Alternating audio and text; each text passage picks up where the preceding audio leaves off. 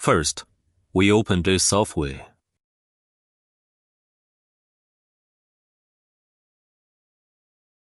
Wait until it shows a calibration interface. After it's done, we install the feeder. Then button it up. Then press the power switch.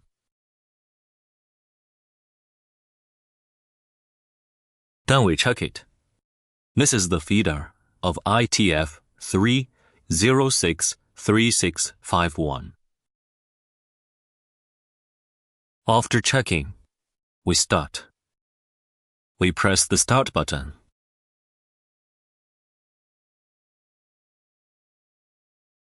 If the display on the right, you see if it appears green, which means the test is okay. Let's wait patiently for a moment.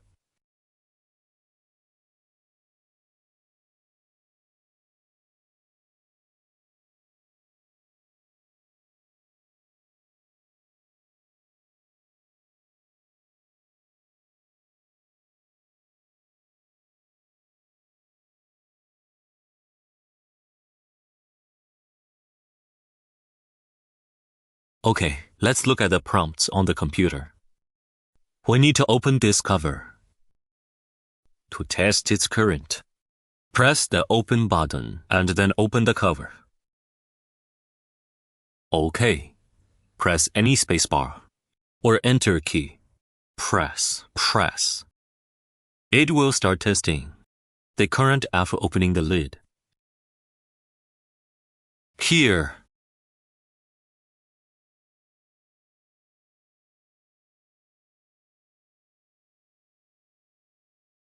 okay, we're now following the computer's prompts. We need to close the lid. Test again the current after it closes the lid. We'll press any key on the keyboard or enter key. Let's press the space bar now.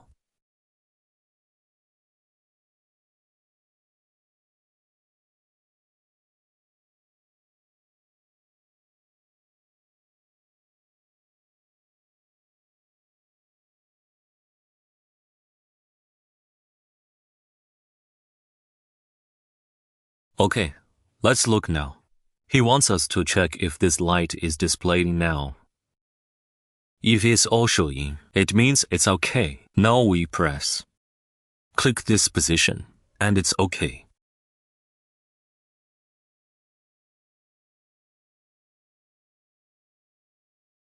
Click the mouse button again. Okay.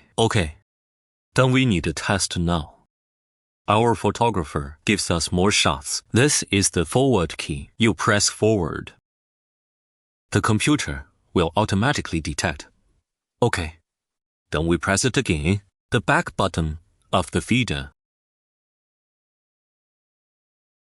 For H feeder, which is analysis, it will be basically completed. Okay, EF. Let's order this and replace this. If